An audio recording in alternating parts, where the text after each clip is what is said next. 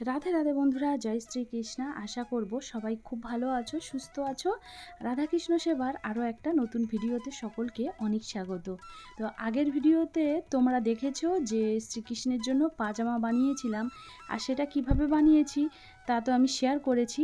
আর পাজামার সঙ্গে আমি কিন্তু মানানসই ওপরের জামা বানাবো, শার্ট, আর বানাবো একটা কোমর কাঞ্চনি। তো সেটাকে কিভাবে বানাবো চলো দেখে নেওয়া যাক।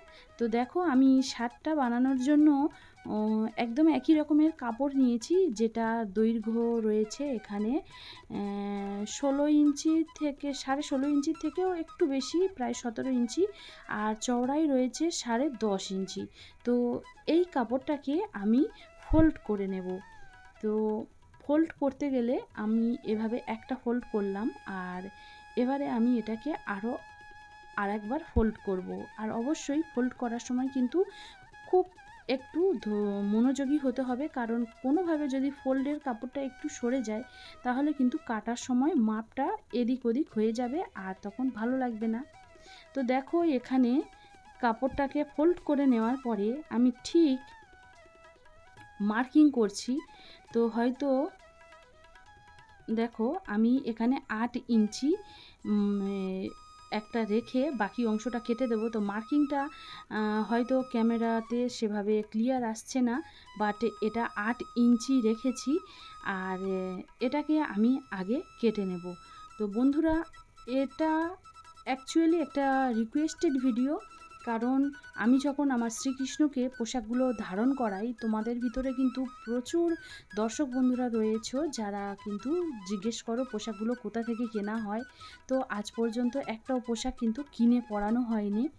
আর এদিকে দেখো, বলে নিই যে এই যে নিচের যে দৈর্ঘ্য, এটা কোমরের অংশটা হবে। তো নিচের যে দৈর্ঘ্যটা, এটা চওড়াটা রাখছি কতটা, এটা 4 ইঞ্চি। 4 ইঞ্চি চওড়া রেখে এই মার্কিংটা করছি। তো সেখানে তোমরা অনেকেই এই পোশাকগুলো পছন্দ করো, আর তখনই অনেকেই জানিয়েছো যে পোশাক বানানোর ভিডিওটা শেয়ার করার কথা। তো আমি এবারে দেখো, এখানে আমি গলার জন্য মাপ নিচ্ছি। তো এখানে 1 ইঞ্চির থেকে সামান্য একটু কম, 1 ইঞ্চি নিলে নেওয়া যেতে পারে, বাট আমি গলাটা খুব বেশি বড় করতে চাইছি না। এবারে কেউ যদি হাত বানাতে চাও, ওই যে 1 ইঞ্চি মাপ নেওয়া হয়েছে তারপরে থেকে 2 ইঞ্চি বাদ দিয়ে তবে হাত কেটে ফেলতে চাও, যদি কেটে ফেলতে পারো। বাট আমি কেটে ফেলতে চাইছি না, আমি একটু হাত রাখতে চাইছি, না একদম শর্ট আর না বড়। তো এখান থেকে দেখো, যেখানে আমি প্রায় 1 ইঞ্চির মতন মাপ নিয়েছিলাম, আর নিচের দিকে কিন্তু আমি 2 ইঞ্চি মাপ রেখেছি। তো এটাকে এবারে একটু গলার শেপ দেওয়ার জন্য এখান থেকে কেটে নেব। তো আমি এই একই কাপড় দিয়েই হাত বানাবো, আর হাতটা একটু ছোট ধরনের রাখতে চাইছি, হাতটা ফুল হাতা বানাবো না, তাই আমি এখানের হাতটা কাটবো না। তো নিচে যেটা কোমরের দিক থেকে আমি 4 ইঞ্চি মাপ নিয়ে এই একটা জায়গায় মার্কিং করছি। তো এখানে মার্কিং করে রাখলাম। এবারে দেখো কিভাবে আমি হাতটা বানাচ্ছি।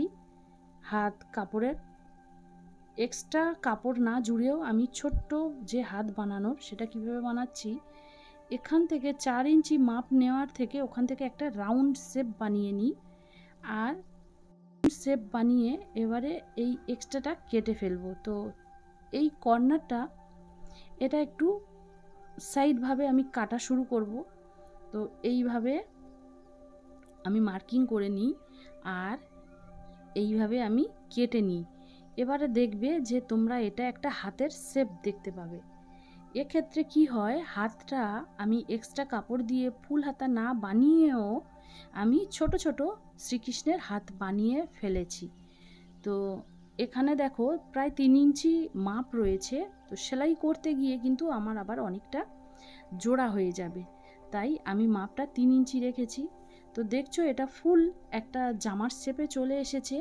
তবে পিছনের সাইডে এখনও যে কাটা অংশটা থাকে সেটা কিন্তু আমি এখনও নিইনি।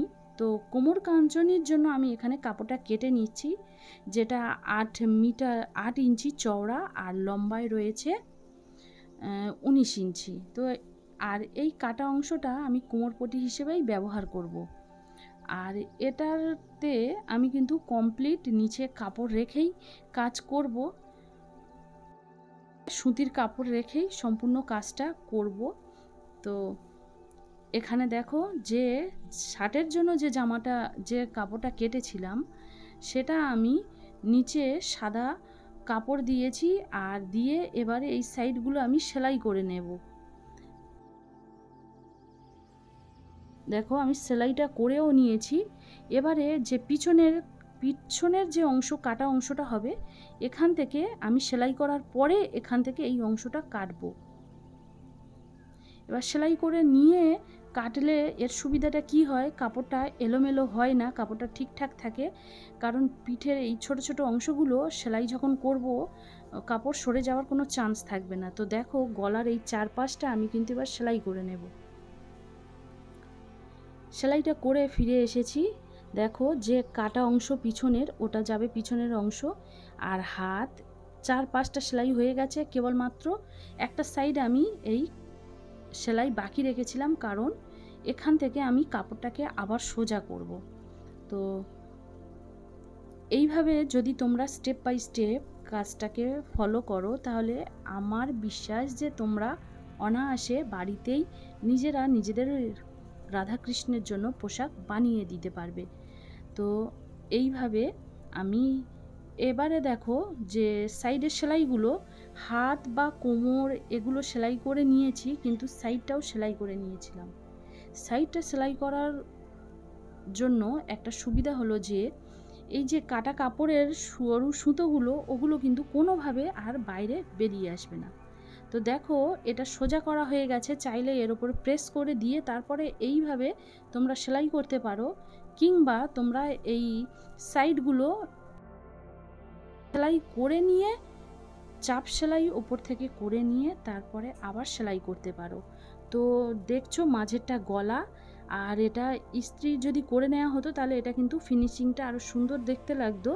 তো আমি সেলাই করে নেওয়ার পরে এই যে এটা দেখো কিভাবে এর মুড়ে নিতে হবে, নিয়ে আর লম্বা সেলাইগুলো দিয়ে দিতে হবে। দেখো এইভাবে মুড়ে নিতে হবে, নিয়ে সাইডগুলো এইভাবে সেলাই করে দিতে হবে।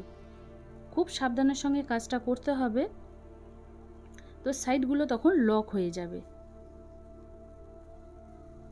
তো দেখো সেলাইটা করা হয়ে গেছে, আর জামাটা ঠিক এরকমই দেখতে হয়েছে। এখনও পর্যন্ত পিছনের বোতামগুলো লাগানো হয়নি। তো টোটালি আমার ওপরের যে শার্টটা, সেটা কিন্তু আমার প্রায় কমপ্লিট হয়ে গেছে, কেবলমাত্র বোতাম লাগানো ছাড়া। তো এবারে বানিয়ে ফেলবো যে কোমর কাঞ্চনিটা, আর এর সঙ্গে কোমর কাঞ্চনিটাও একই রকম রেখেছি। দেখো কোমর কাঞ্চনির জন্য যে কাপড়টা নিয়েছিলাম, তার সঙ্গেও কিন্তু আমি সুতির কাপড় লাগাবো। আর দেখছো যে কাপড়টা আরও একবার এর মাপটা আমি দেখিয়ে নিচ্ছি, যেটা প্রায় 19 ইঞ্চি লম্বা রয়েছে, আর এটা চওড়া রয়েছে 8 ইঞ্চি। তো এটা ছোট করতে পারো, লম্বা আরও বাড়িয়ে নিতেও পারো, যেটা যার চয়েস। তো আমি খুব বেশি, আমি একটু লং বানিয়েছি, একটু বড় করেছি, কিন্তু খুব ঘেরওয়ালা করিনি। এটা কাপড় যদি ঘের চাও তাহলে কাপড়টাকে একটু বাড়িয়ে নিতে হবে। তো এই ধরনের সরু আমি লেস ব্যবহার করেছি রেড কালারের।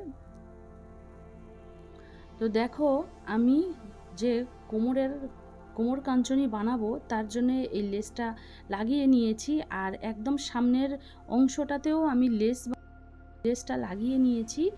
আর সরু যে সুতির যে কাপড় দিয়েছি তলায়, তো সেটা দিয়ে সাইডগুলো লক করে আমি একদম রেডি করে নিয়েছি। এবারে কেবলমাত্র কুঁচি ফেলার পালা। তো কুঁচিগুলো ফেলবো, আর কাপড়টার কুঁচিটা ফেলতে গেলে একটা ব্যাপারে কিন্তু খুব, দেখো বন্ধুরা এই সময় কারেন্টটা চলে যায়, আর আমি মোবাইল ফ্ল্যাশের মাধ্যমেই কিন্তু কাজটা চালিয়ে যাচ্ছি। আর যে কোমরের কাঞ্চনিটা বানাচ্ছি, সেটার কিন্তু কুঁচি ফেলার ক্ষেত্রে এইভাবে ফেলতে হবে যে একটা সাইডে এইভাবে কুঁচি দিতে হবে, আর অন্য সাইডেরটা কুঁচিটাও কিন্তু এভাবেই দিতে হবে। তো কুঁচিটা কিন্তু দুটো দুরকমভাবে হলে হবে না, দুটো কিন্তু একরকমই করতে হবে। তো একটু মনোযোগ দিয়ে দেখবে যে কুঁচিগুলো আমি কিভাবে ফেলছি। আর এটা দেব কোমর পট্টি, এটা দিয়েই কিন্তু আমি কোমরটাকে কভার করব। তো সেলাইটা করে নিয়েছি। আর দেখো যেটা কারেন্টটাও চলে এসেছে যদিও, আর এটা দেখতে ঠিক এমনটাই হয়েছে। আর যদি তোমরা চাও কিন্তু এর ঘন কাপড়টা আরও একটু বেশি রাখতে পারো, এটা যার যার চয়েস। আর একটু ছোট বানাতে চাইলেও বানাতে পারো। তো কমপ্লিট ড্রেসটা বানানো হয়ে গেছে। আর পোশাকটা কিভাবে বানিয়েছি তার ভিডিও তো আমি শেয়ার করলাম। যদি ভিডিওটা তোমাদের ভালো লেগে থাকে তাহলে কিন্তু অবশ্যই লাইক, শেয়ার, কমেন্ট করতে একদমই ভুলো না। আর এবারে পোশাক সম্পর্কে যদি তোমাদের কোনো প্রশ্ন জানার থাকে অবশ্যই বলতে পারো, চেষ্টা করব তোমাদের প্রশ্নের উত্তরগুলো দিতে। তো আসবো পরের ভিডিওতে। রাধে রাধে।